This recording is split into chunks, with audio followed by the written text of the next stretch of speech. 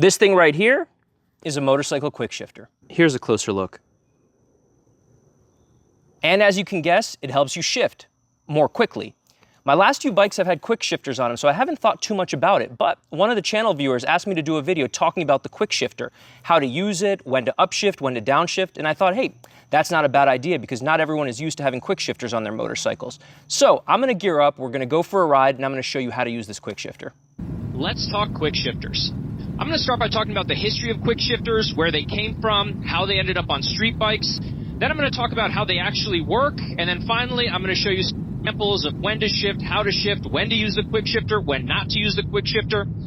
Starting with the history, these quick shifters first showed up on racing bikes. And if you think about it, any time that you pull the clutch in, you're taking away power from the rear wheel. Now, in a sport where hundreds and thousands of a second matter, that's pretty significant over the course of a race. So quick shifters were developed to keep power to the rear wheel and use computer shutoff to increase the speed of gear changes. Over time, these things made it to street bikes, as many things do, and some are more popular than others. If you think about winglets, for instance, those made it to street bikes and don't make too much sense, but I personally love them. I know Fortnite made that video, but I love them. Back to this quick shifter. So they showed up on street bikes and are a lot more common. I first started on a BMW G310, which had no quick shifter, so I learned how to shift traditionally.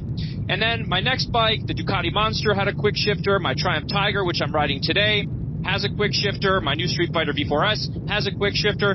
So really, many motorcycles are going to come standard with quick shifters these days. So it's good to know how they work, when to use them. The theory behind them, there's two types of quick shifters. There's the up quick shifter, and then there's the up and down quick shifter, which is called an auto blipper sometimes. So the quick shifter on the way up works pretty easily. If you think about it, when you have your impulse to the shifting lever, the engine cuts either spark or fuel or both, and allows the gear to be detached from the drivetrain. And then once the gear's activated, power returns to the rear wheel, and the gears engage, and you continue riding. And all this while keeping your throttle open. Now, the downshifter works slightly differently and usually is present on motorcycles with heavier computer interventions because you need the computer to rev match or auto blip. Because if you think about downshifting, you're not going to downshift without rev matching, or you shouldn't. And I'll show you some examples later of how jerky that type of shift is and how the quick shifter alleviates that. So really, that's the technology behind it. It's not very complicated to understand, but it is a good idea to know how it works. So now I'll just talk about regular shifting and show you how traditionally you would shift before the advent of the quick shifter. Now, I'm riding in fourth gear, 48 miles an hour, and I want to shift up to fifth gear. So in slow motion, you basically would remove your throttle, close it, pull in the clutch, shift up to fifth gear, and then add throttle back in while releasing the clutch. So again, let me downshift to fourth. So again, you release the throttle, pull in the clutch, shift up to fifth, and open the throttle while releasing the clutch. And that's a pretty standard shift. Just get past this bicycle rider guy here. All right, here we go. So that's a normal upshift. And when you're downshifting, it's a little more difficult to learn how to rev match, but everyone kind of intuitively does it after riding motorcycles for a while. So I'm approaching this corner. I'm in fifth gear. Well, let me take this corner first and talk about the downshift. Don't want to run myself off the road here. All right, so I'm in fifth gear. Say I want to change down to fourth gear. So similar idea here.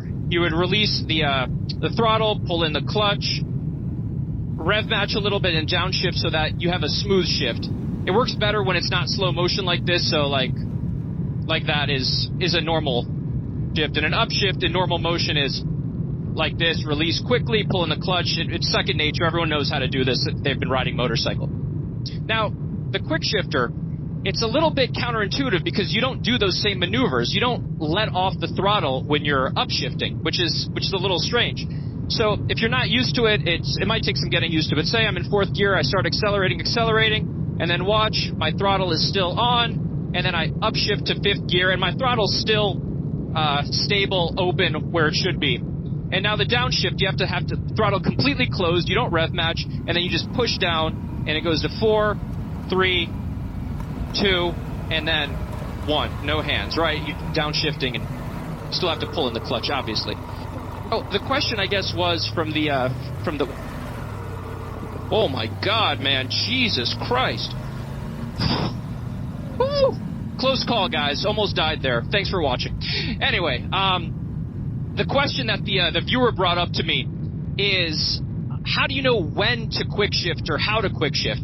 And again, there's no real science about this, right? You basically are going to be quick shifting when you feel it's time to shift.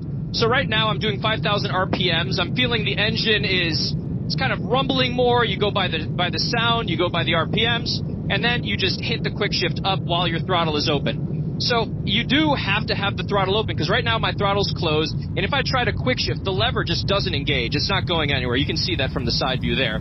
So you have to be doing that. And then to downshift, it's a similar idea. If my throttle's open, it won't let me downshift. So you have to close the throttle and downshift it to 3, 2, 1. All right. Well, that's a little noisy there, but all right. So that's the idea of quick shifting. Now, when to do it, again, is kind of based on your comfort level, and it's also based on your motorcycle. The kind of clunkiness and smoothness of quick shifter depends on, a few factors.